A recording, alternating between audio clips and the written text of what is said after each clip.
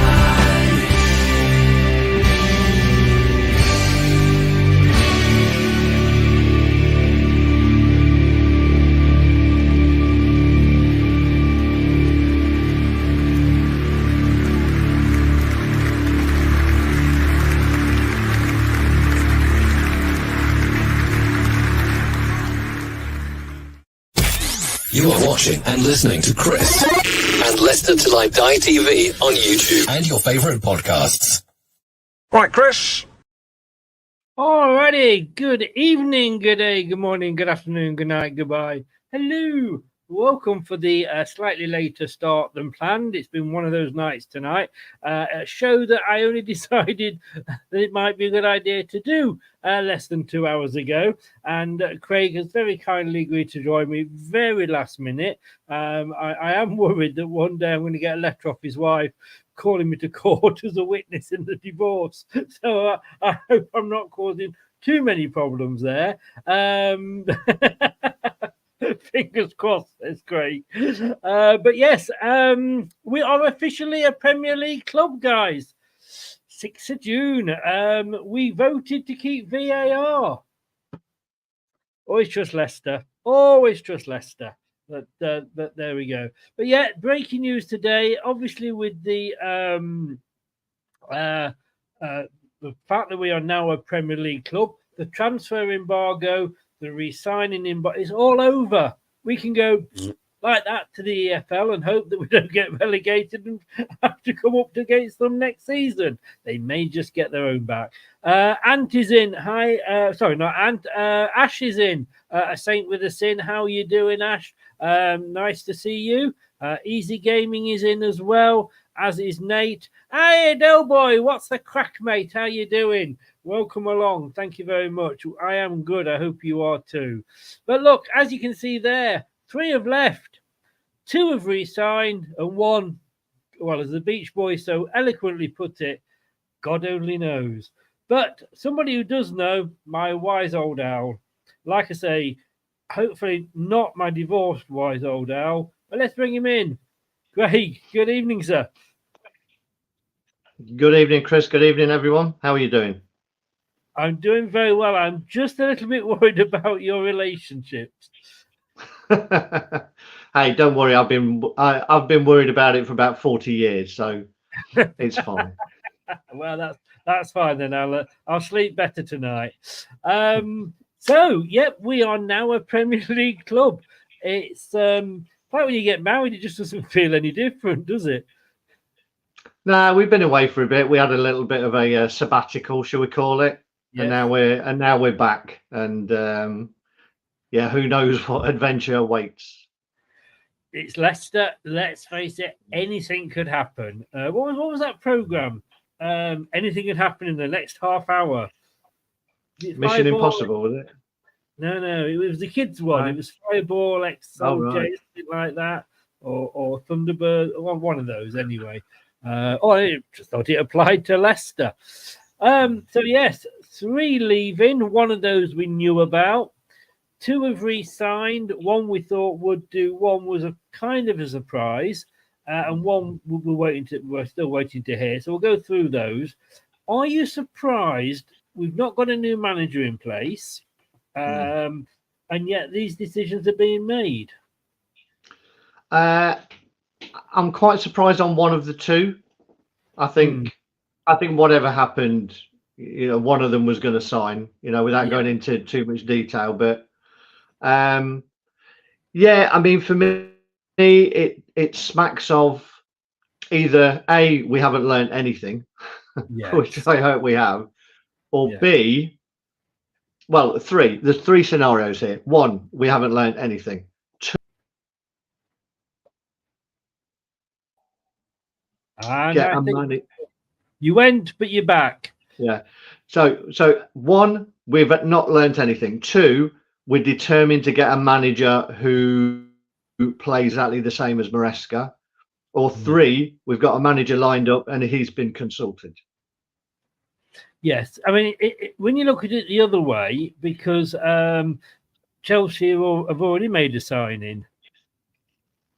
So yeah, but I think their model going forward is going to be the manager gets a little bit of input, but the people upstairs will make the decisions about who comes and goes. And my understanding is that's the reason that Pochettino decided to walk away. Yes. It is, well, like I say, it's interesting to see. Do you think, I mean, I've got to say, because, you're the man there with the crystal balls, apparently. Mr. Ruud van Nistelrooy, who wasn't even left field. He wasn't even in the stadium, and you named him. And then the next day he was on the list. So do you think it's got to be quite soon? Surely. I mean, I'm hoping for early next week. So the guy has got a bit of time leading up to the transfer window. I think so, because you've got to be having a look around what's going on in the Euros as well. The Euros, we know, is a massive shop window for players coming or going, unearthing young talents, or people putting themselves, like Farce has already done. He's already touting himself, saying if I have a good Euros, then who knows who may come a knocking. So yeah, you don't want to be leaving it too long. I mean, last season we were ahead of the pack, weren't we? We got our business done early, we got our manager in earlier, and it stood us in good stead, while everyone else was virtually right up to the deadline in whether managers were incoming or staying, or players were incoming or going. So I think it's important, and I think they'll want to do that. Just talking about unearthing little gems, I literally saw just before I came on, some footage was released of Will Alves scoring an absolute cracker for England under 20s.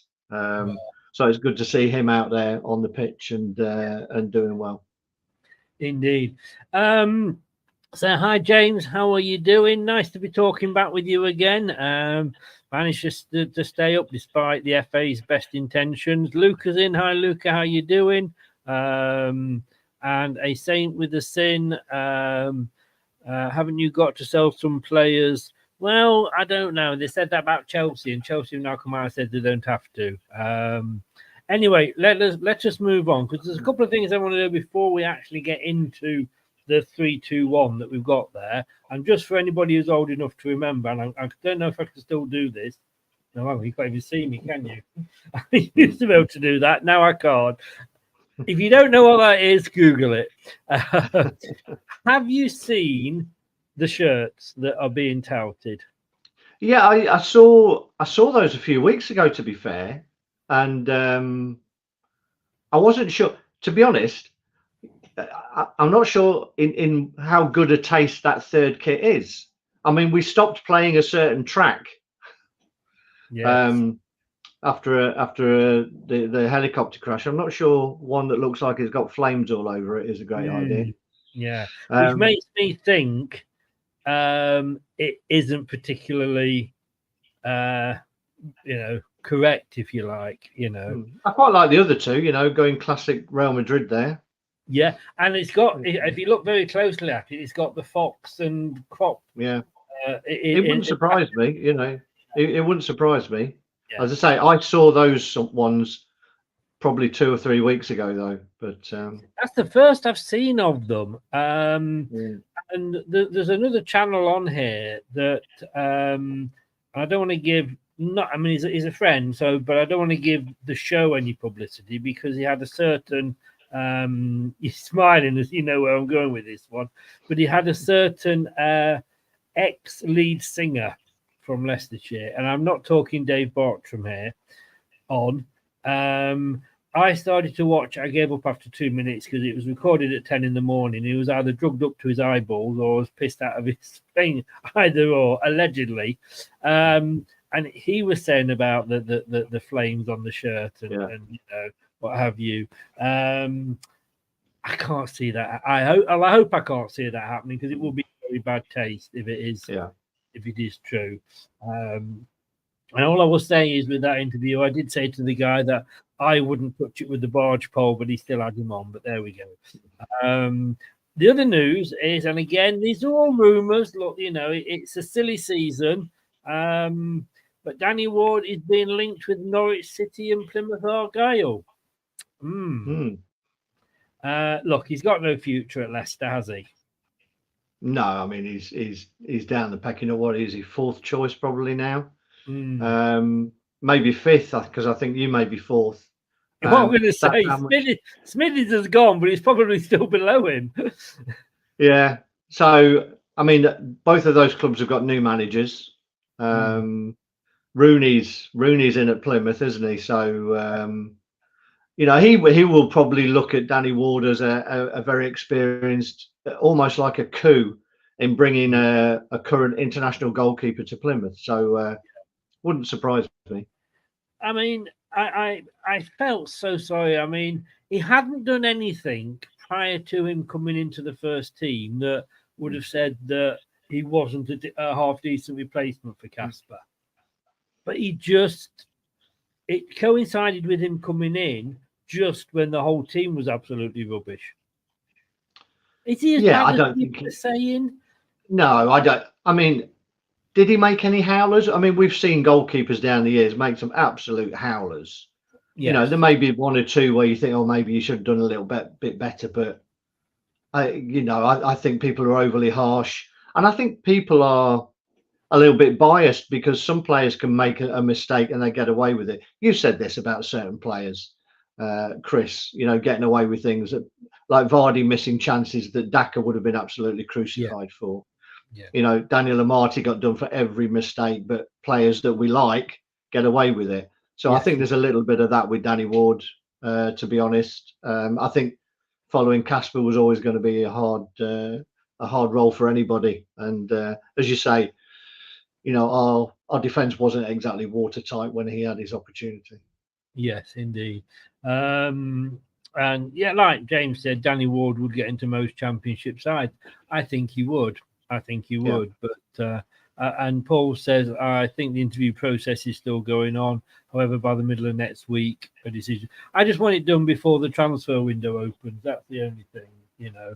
But anyway, let's get on, and we will go through these players one by one. Not in the order that they're up there, just to confuse things. But some of them expected, some of them I raised my eyebrows at. But let's make a start and go for the first one, and we'll start with the biggest one, and because that's the one that everybody obviously is talking about. And thank God I've got these in the right order. Jamie Vardy, he signed another.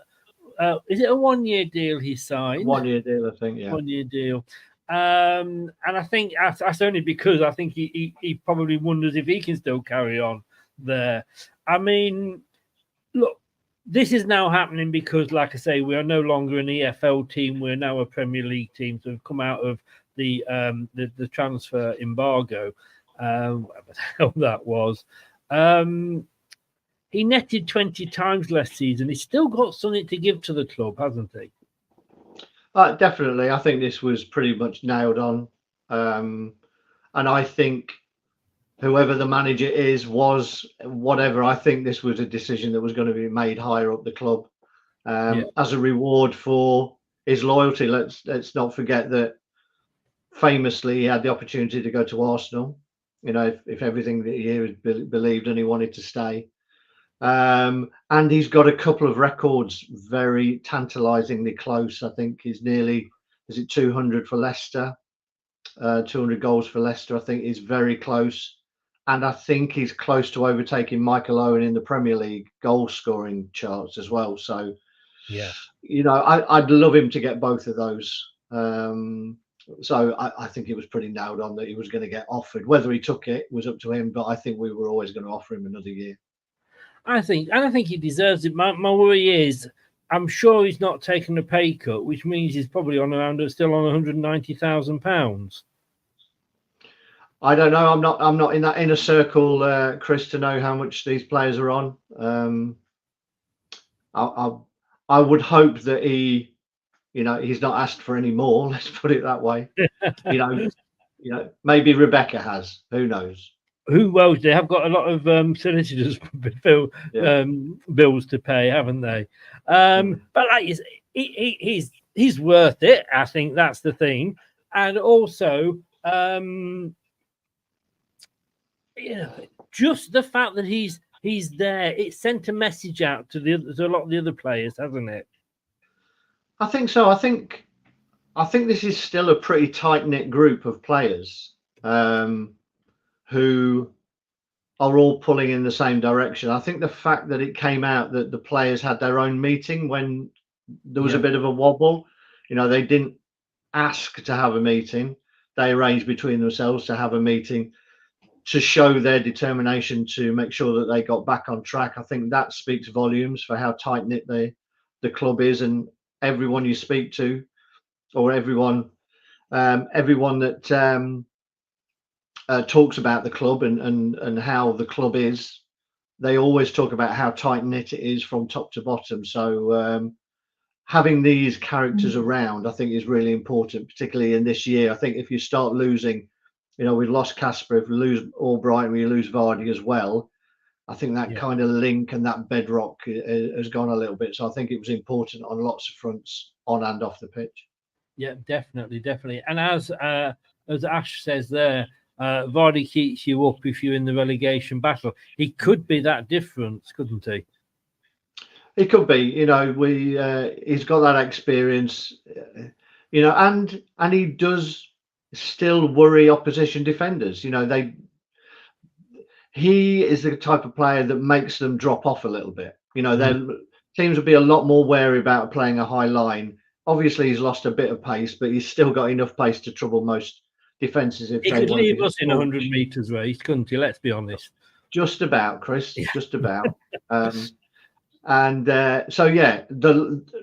up against the likes of Spurs, who were Ange Postecoglou won't do anything other than play a ridiculously high line.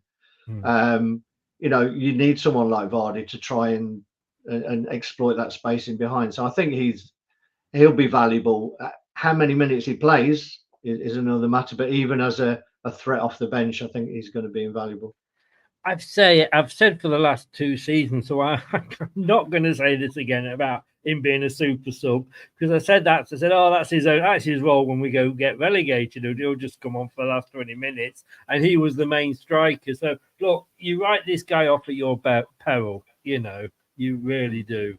And again, as he says here, best ever player for Leicester polled by the fans. Look, £1 million we bought him for from Fleetwood. That's got to be the best £1 million that any club has ever paid for any player in football history, as well. Let's say Premier League history. Yeah, I think there's a few.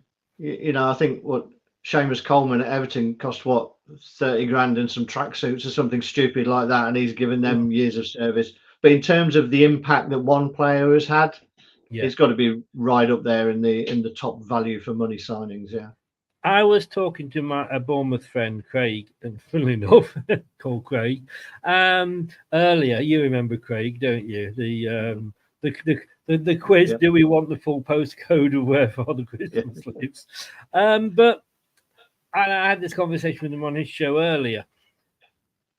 I think that Jamie Vardy's got a better legacy in English football than Harry Kane has. I think it's probably going to be hard to disagree with that. I think Kane's got a record but that's all he's got. And to be honest, I've got quite a few. Some of them are by Shawaddy, obviously, but I'd have been disappointed if they weren't. Yeah. But yeah, he's got that. He's got his England record. But in terms of domestic football and the Premier League, yeah, I believe that Jamie Vardy has not been given the credit he deserves when people talk about great Premier League strikers. He's rarely in the conversation. But players who have scored less goals than him will be in the conversation. So I really hope that he beats Michael Owen's record of goals in the Premier League, particularly as he famously came out and said he wasn't a natural goal scorer or a natural finisher. But yeah, I think he's got a fantastic legacy, and I think it will only be appreciated possibly outside of the club after he's retired. Yes, I think so. I mean, you know, we're not big on giving statues to many people, are we? Obviously, you know, the boss deserved one, etc. We, you know, don't want to go over that, but you know, he should have one for what he's done for the club. And I just think, you know, when you look at the legacies, all right, yeah, you know, biggest goal scorer for England. You know, he has won more Golden Boots in the Premier League than Jamie Vardy. But you know, this is the guy who left Tottenham to win trophies. Went to a team that has been nailed on to win trophies for I don't know how long, and doesn't win them. Only a Tottenham player could do that. So it's yeah. When you get into that, throw your medals on the table. There's only one winner. Yes, indeed. Saint says King Eric Cantona was £1 million. He was, and he was also a very good kung fu participant as well, if my memory serves me right. And Rico says bidders coming out of the woodwork now to buy Everton. Yes, I was starting to see that. Melina, you are a lovely lady. Thank you so very much for that. Really do appreciate it. And if you want to see a little bit more of Melina, and who wouldn't, if you look at the video that we did earlier, which was a premiere, wasn't live, Melina very kindly was one of the 5 opposition fans that welcomed us back to the Premier League with a quick 5-minute video. That, Melina, is very generous. Thank you. Now, that one was as nailed on as it could be. This one, even me, and this guy, you know, he's been called my love child. It kind of, I wasn't sure about this. Yannick Vestergaard. And I thought, well, all right, maybe he signed a 1-year contract. No. That's not the way Leicester do things. We've offered him a 3-year contract. Now, I'm not saying he's completely the worst player. Look, he played for Southampton for many times in the Premier League, and yes, all right, he let 9 goals in, blah blah blah. But then so did the rest of the team. He wasn't the only player out there, but he plays a certain style. And we were talking before we came live, weren't we? Does this mean maybe that Leicester have got an idea who their manager is going to be, and he's going to play a style that suits him? Because if it's a manager that comes in like Brendan and plays his style, we've got a player we're playing on very high wage for 3 years that we're not going to use. It's let's say it's strange. It's a strange decision for me. As you said, a 1 year. I'm sure that he's looking at, you know, security. You know, so his agent is saying, you know, my next move or my next contract could well be my last contract. So from that point of view, he would have clearly been pushing for a longer contract. I'm surprised we didn't meet in the middle and have a 2-year. Yeah. But as I said just before we came on, there's 3 scenarios here from my point of view. One is that the people running the club have learnt absolutely nothing down the few years when we've been stuck with players on long contracts who are not playing. 2, we are determined to get a manager in who plays the same way as Maresca, and we hope that he fancies Vestergaard. Or 3, we've already got the manager lined up and he's been asked whether he wants him or not. For me, that's the 3 scenarios. I hope it's one of the latter 2 and not the first one. Yes. you would think it might even be the latter, wouldn't you, really? Because he is, I mean, is he a sort of player? I mean, Brendan picked him. Can he only play the way Maresca played? Is that the only way he can play in a team? I think so. I think, the other scenario here is that the club, in their conversations with Maresca, and what's coming out about the conversations that they had with Maresca is that he seemed happy to stay. He was turning down Sevilla, he was turning down Porto. By all accounts, we turned down a lucrative place in a tournament in the States at Maresca's request. Mm-hmm. There's a scenario that says Maresca gave the club a commitment, a verbal commitment that he was going to stay, and on the back of that, Vestergaard was offered a contract. Now, as soon as that contract's on the table, he has every right to sign it. Yes. So it'd be interesting to know whether that was offered on the conversations that they'd had with Maresca, and Maresca saying, "No, I'm in it for the long haul," and then all of a sudden he buggers off, but the contract's still there, and Vestergaard races to sign it. Played 42 times last season. Is it the worst signing? Again, he was bought by Brendan. He came with that reputation of, he'd had 9 put past him twice. Like I say, it's not just him. There were other players and other defenders playing. Both of those times, he'd got one of his defenders sent off. He just wasn't given a chance. He was one of those players that, he came, a bit like Danny Ward, came in, didn't do well, and we took an instant dislike to him and were blaming him for everything. I'm sure if De Montfort Hall had collapsed, Vestergaard and Danny Ward would have got the blame. Yeah, that's it. We always do that. I mean, it's almost like human nature, isn't it, to look around and blame someone. But I'm still, I do find it a strange one, I must admit, because there will be scouting going on to find similar players who are comfortable on the ball. So 3 years, he's 32 now, I think. 35. Is he 31. Really going to be? He's 31 now. Right. And I only say that with the full knowledge that I've got the LCFC page up. Right. So I don't think he's far off 32, and then I don't know. It seems strange. In many ways, they're probably thinking, if he goes, we've got to replace him, and it's going to cost us more to replace him than it will be for the contract. So maybe that came into thinking, knowing that there's not going to be a lot of money to throw around. If he's got a contract that's going to give him even 3 million over 3 years, are we going to get a replacement to the same standard for 3 million? Anything you get is probably going to be a younger player or an older player, which makes it a bit of a gamble. So it may be that this is again a bit of the devil at half the price it's going to cost us to replace. I was going to say exactly that same thing. Sometimes better the devil Maybe if he's got a quick player next to him, and I think that makes the difference. I think it needs it, yeah.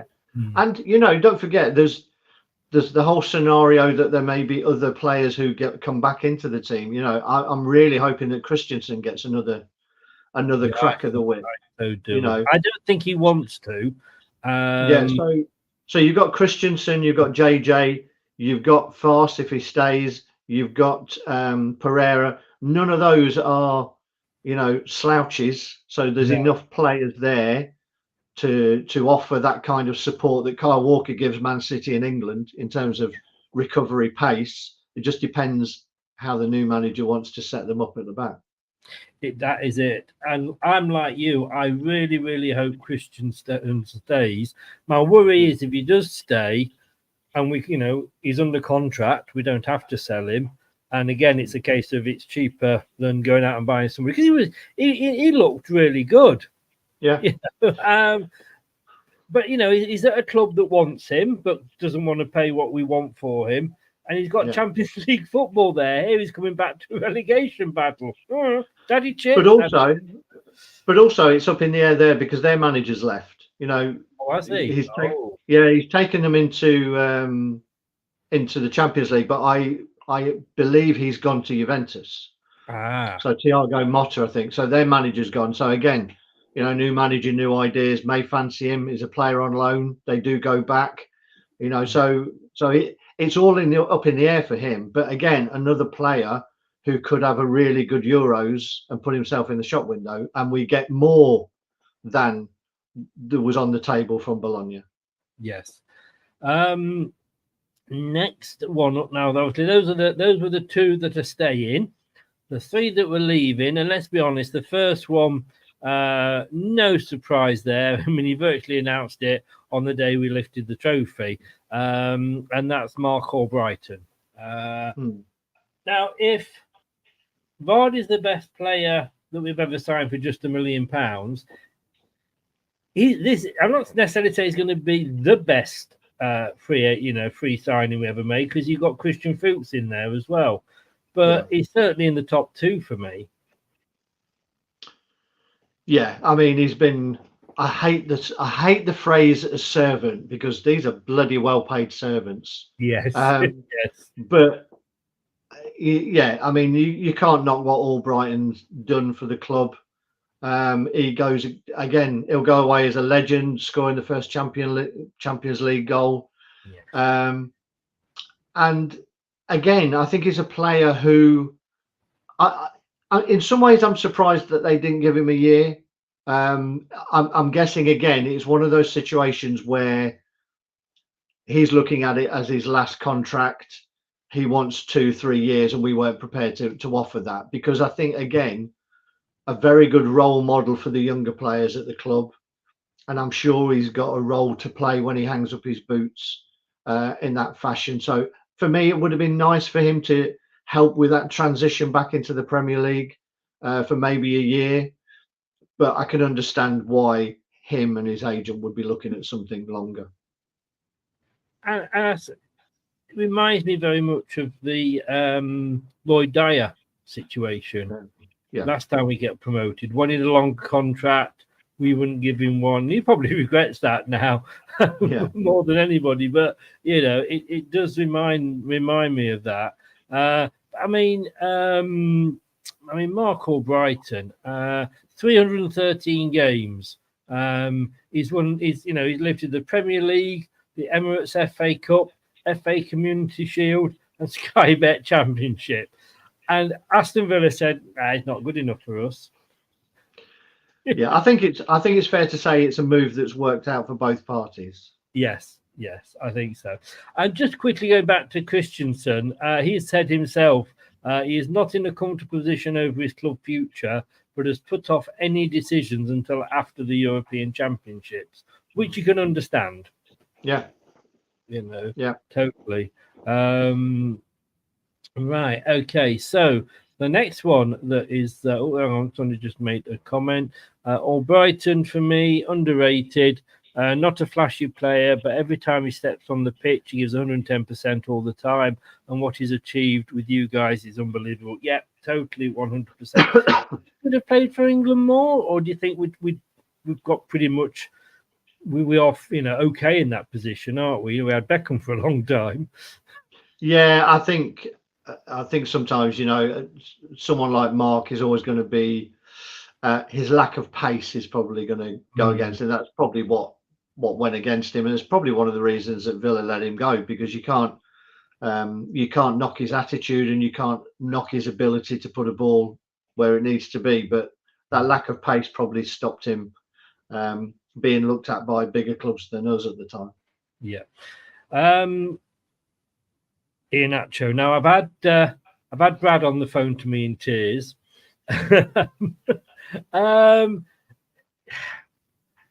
I'm really I love this guy, and I'm really sad that it hasn't worked out for him.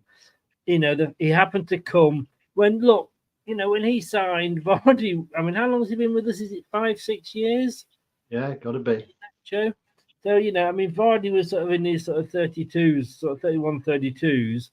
You're probably looking at Jamie Vardy thinking he's only got a year or so left, and he would have been probably the natural successor. And I remember when we signed him, I said, I can't wait to see him and Vardy together, two up front back in the day, terrorising the defences. It was never to be, apart from half of one season when, it did work out when Rodgers had to do that because of injuries. But somebody's going to get a good player, I think.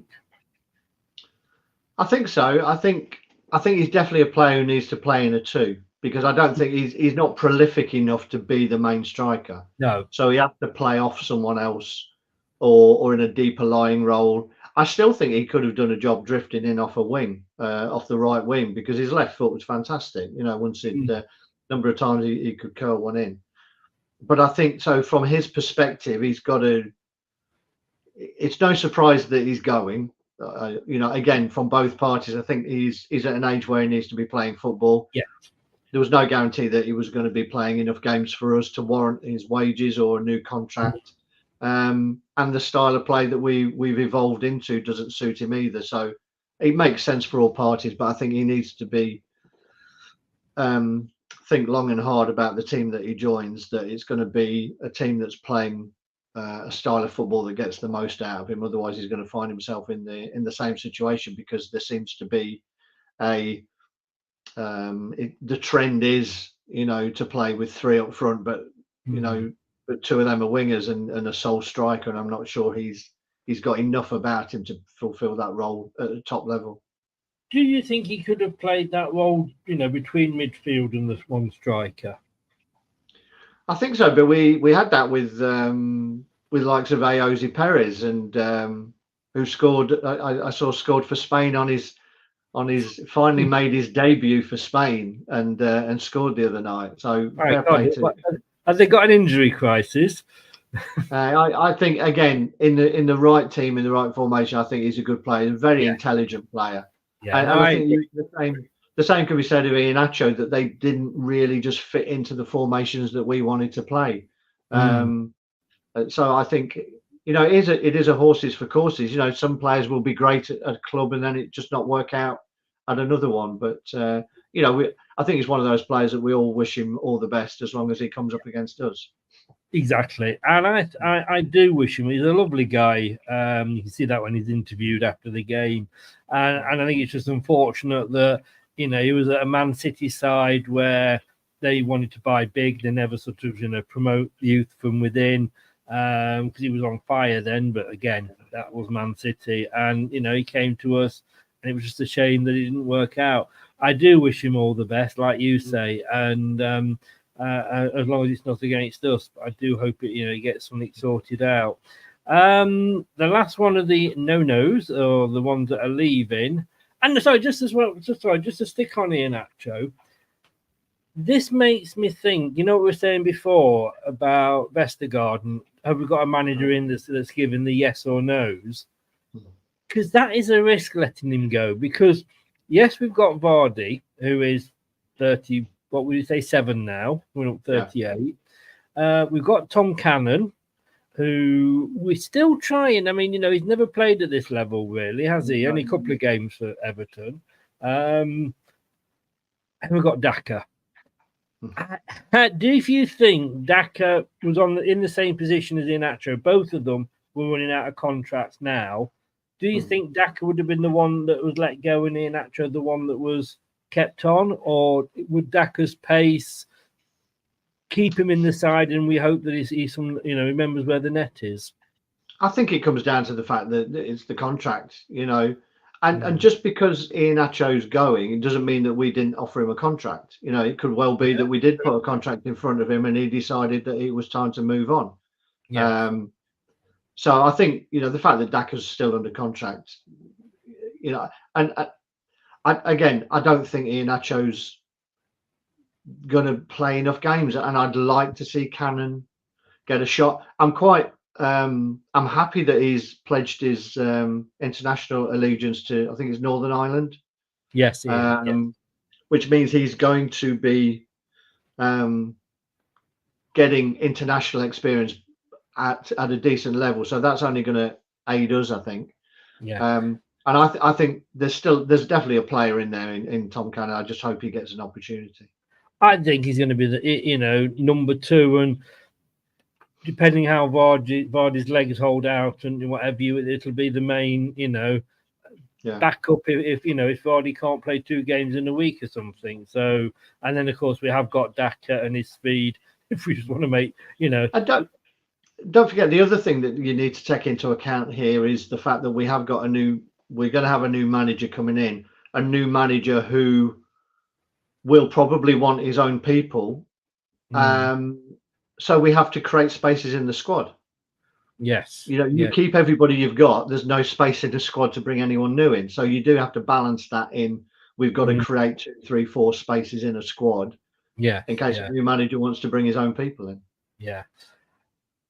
Last one of those that are leaving, and I'm really sorry that this guy's going. He never really had a run at the club. He was treated absolutely despicably, I think, by Brendan Rodgers, and I just let's bring him up. Look, it's Dennis Praet. He had something. He just never, I don't think, had a long enough run ever to prove it. He got a lot of injuries. Then he was let go. Then he came back and said he wanted to fight for his place. To the guy, fair play to him. And we said, okay. And then we never picked, we kept him and then never played him. His injuries seemed to have got better last season. Yes, he got injured, but not in the, he was available a lot. And never really let us down when he came on. And again, he's gone and he goes with my best wishes. Yeah, he showed a lot of class, I think, during his time with Leicester. As you say, he never really threw his toys out the pram. No. He was one of those, hard-working guys who seemed to realise that, playing football at the level that they're at is a privilege, and definitely quality player. Injuries definitely hampered him. I think he looked like he was starting to get back to the player that we all thought he was under Maresca, particularly during that period when Ndidi was out and he started to fill in that role and he was getting forward a lot more. So again, I think it's a shame, but again, I can understand the fact that he wants to go and he wants to play. He's an international quality footballer, so he needs to be with the team where he's going to play. So yeah, I really like Dennis Praet, and wish him all the best. But sadly, it never worked out with us. And then, of course, there's the one: put your left leg in, left leg out, shake it all about.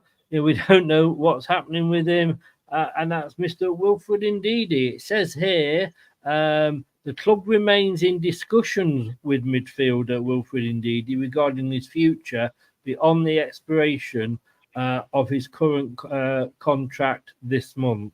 So he's talking to us. One that we've got to keep, do you think? I don't think we've got to. I think it makes sense that we keep, at his best. Let's not face it. When he, when he was at his best, all the clubs in the Premier League were looking at Wilf, and wanted him. He was the best in his position. Obviously, Maresca has saw something in him and changed him into a more forward-thinking midfielder. And I think it's his best season ever in terms of goals and assists. So there's more to him than he was probably given credit for. I get a feeling that there's an offer on the table, but he is waiting.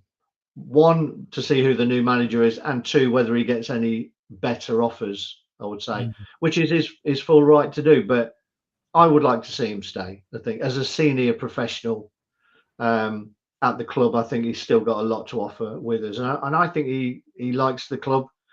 So it could go either way with Wilf, but I would like to see him stay.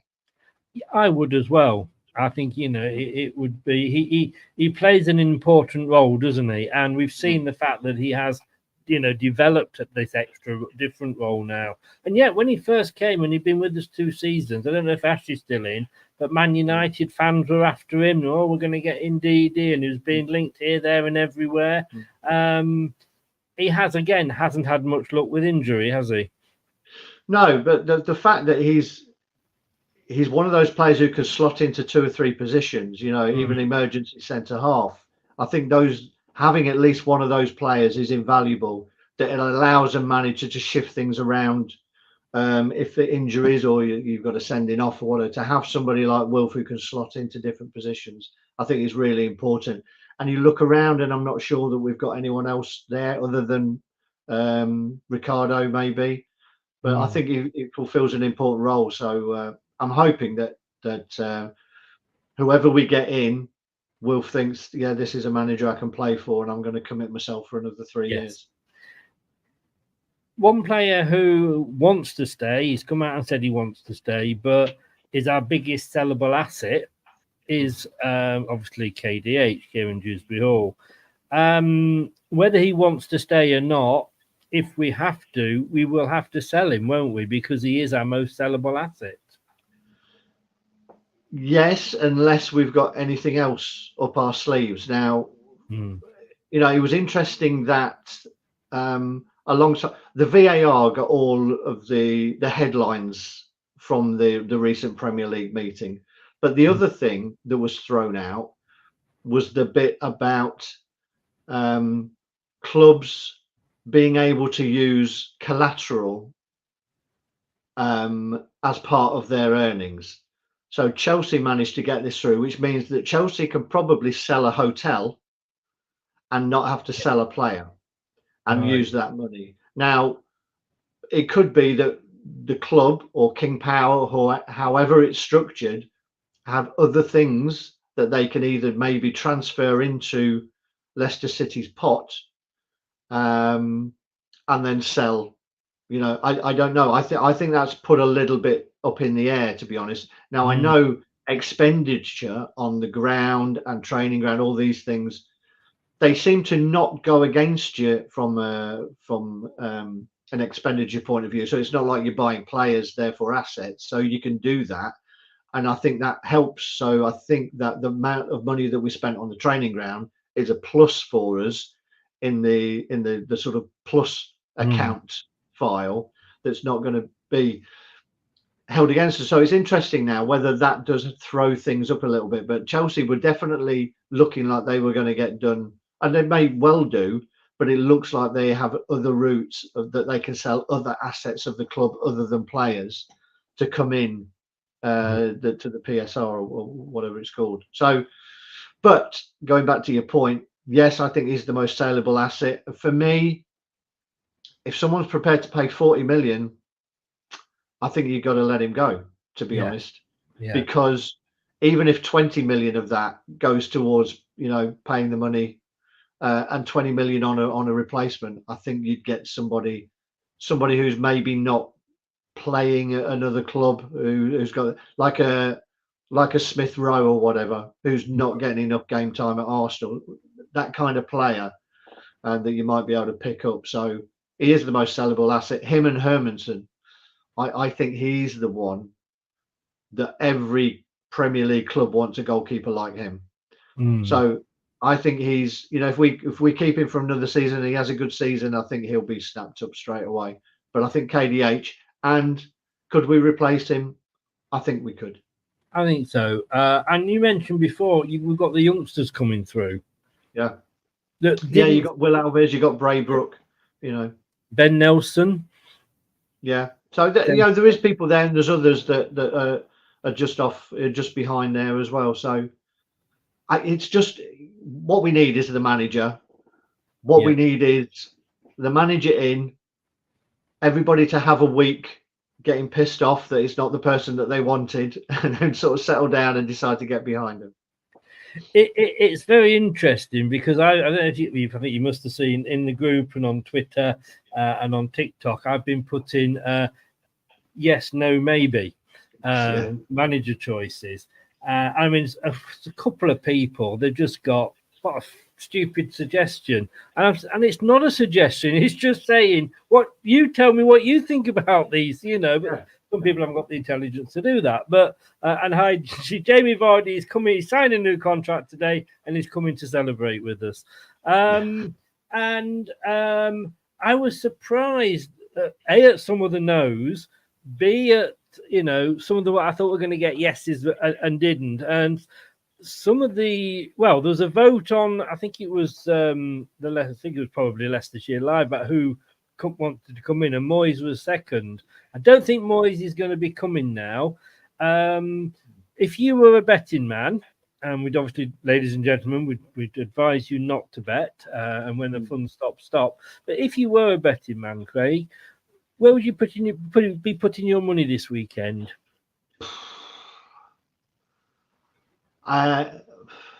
It would not surprise me if it was Cooper. I think that may be a bit of a short-term solution.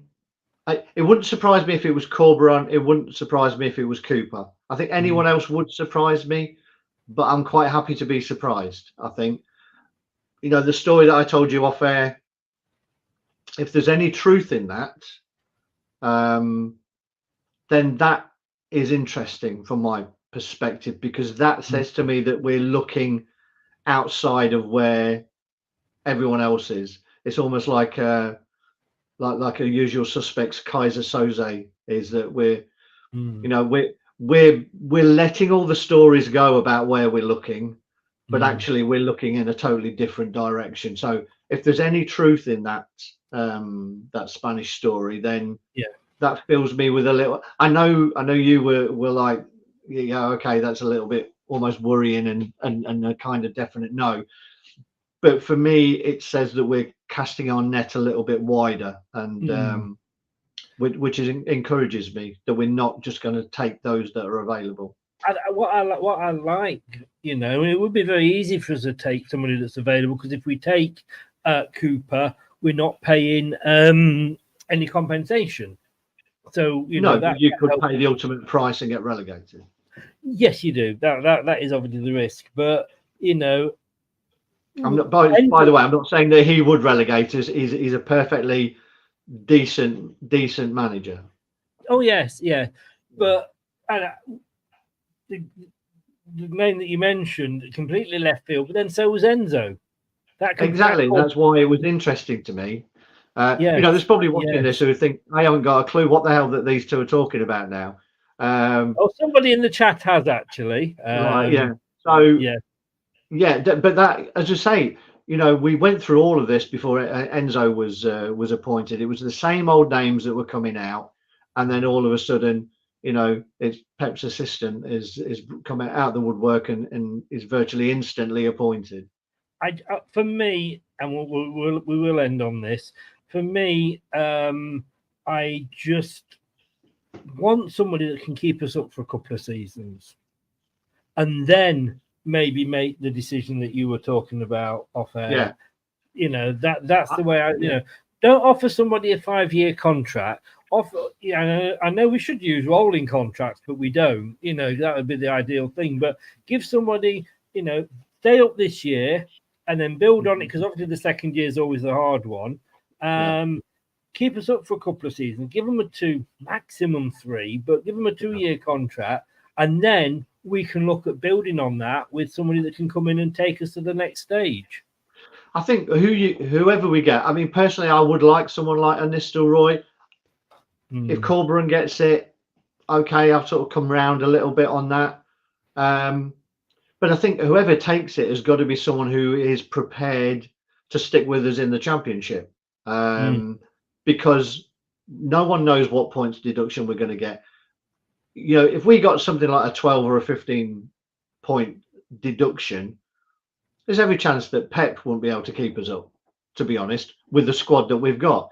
So just bringing someone in just for the sake of let's stay up, it may be out of their hands almost, because you'd have to have a phenomenal season to overcome like a 12-point deduction. I'm not saying we're not capable of it, but it makes it obviously a lot harder. So I would like them to have a longer term look at it, saying, right, that we think this guy is capable of keeping us up.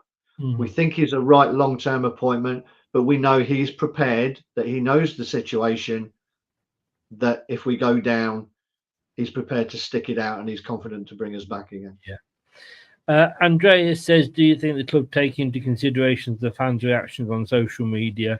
I don't. Well, I'll say I don't. Do you know what? There was a rumour that when we took on, I was going to say Dean Martin then, but yeah, that would have been a little bit different. Whoa. What the hell? Dean Smith.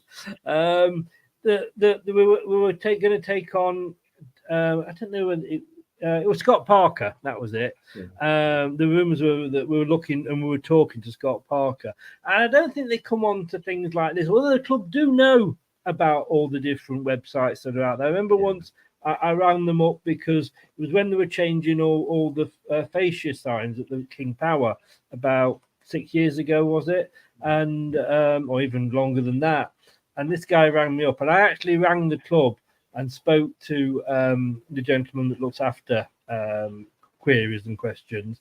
And because I wanted to know if this was genuine, I said, I've had a guy that wants to put a post on that he's collecting money for charity. And he said, I said, I'm ringing up from Leicester Till I Die. And he said, oh, yeah, I know Leicester Till I Die. So they do know about all the different social media sites. Yeah. I don't believe that they take any notice of us. But I also think they probably do take more notice of what is in the local paper.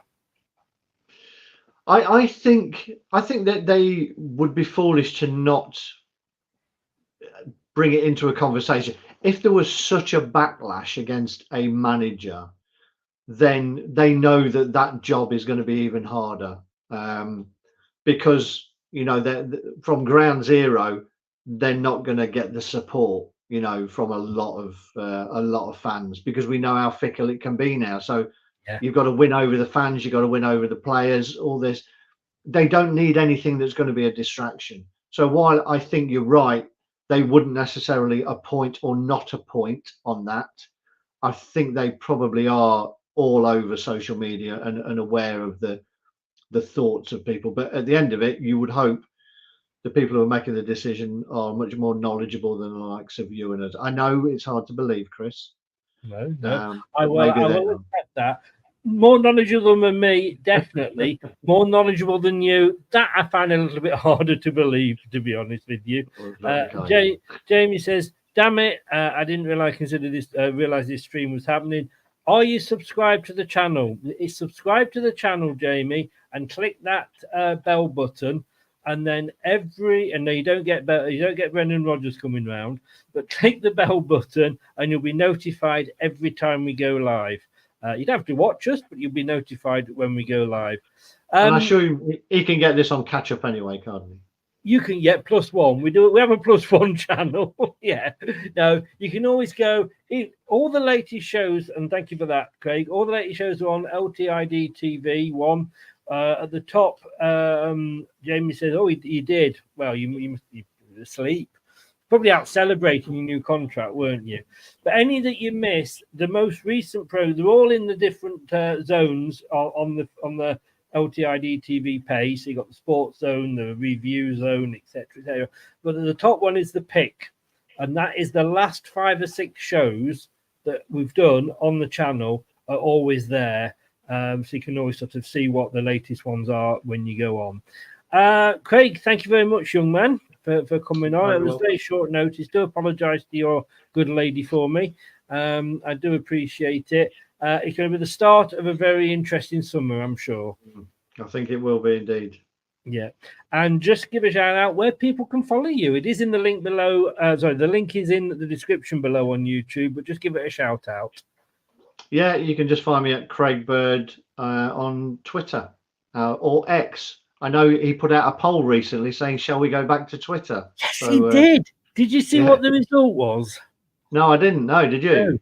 No, I didn't. And I wanted to know. I voted to go back. So I did. Yes, yeah. I did as well. And I think I've got to say, most people did. And I've noticed a lot of the followers that we are now getting tend to be some very interesting young ladies, shall we say? Okay. And I did complain once about something that somebody had sent me, and apparently on X, they don't mind that if people are sending nudes. Right. Okay. Well, There please you go. don't send another one, Chris. You'd like the last one. No, You got a heart. Great. Thank you very much. Have a very, very good weekend, and we will speak soon. Cheers, Chris. Bye, everyone. Thank you. Goodbye. Oop, there we go. Thanks to Craig. As always, very, very knowledgeable. Nate says, take care, Chris and Craig. We will do. And Andreas, thanks, guys. Interesting show. Look, there's going to be a lot of these. And Jamie, there's going to be a lot that are very last minute because we react to the news as it happens. We only hear when it's up on the, on the pages as everybody else did today. James, thank you very much as well. We are back, if not before, unless there's a big announcement, and there could well be over the weekend. We're back on Monday. And just to prove how rubbish I am at predictions, as if you didn't know already, we're doing the prediction show for the Euro 2024 groups. We are also looking back at the Euro 2024 qualifying group predictions, which I can still see Craig in the green room, and I can see him feverishly typing away with such a look of concentration on his face. So got the message. Thank you very much, Craig. All the best, buddy. All the best. So yeah, Monday night, 7:00. Myself and Doug. We are doing that show. Let's just confirm for you. Yep. 7:00 it is on Monday. So we're going to be predicting the Euro 2024 groups and looking back at how well our predictions did or didn't do on the Euro 2024 qualifying group predictions. And then on Wednesday, we've got a special at 7:00. There's going to be Brad representing Leicester. We've got Jack coming along representing Southampton. And we've also got a nice young lad, Ollie, I think it is, coming from an Ipswich Town fan. We did invite Leeds, but, it's a promotion show and they didn't turn up at the party. So Leeds won't be there, but we will be. Southampton will be and Ipswich will be. And we'll be discussing and looking forward to the upcoming season. On Saturday, it is transfer deadline day. So we may well do something for that. It's also England-Scotland. Not sure if I'm doing Scotland. I will be doing England. I don't know if Ashley's still in. We will be doing... Indeed, they are, Geordie. You're late again. You got a note from your mother. You're welcome, Jamie. You're welcome. That made me laugh. I forgot what I was going to say now. Yeah, I will. If Ashley's still in, I will be covering the England games for the Euros.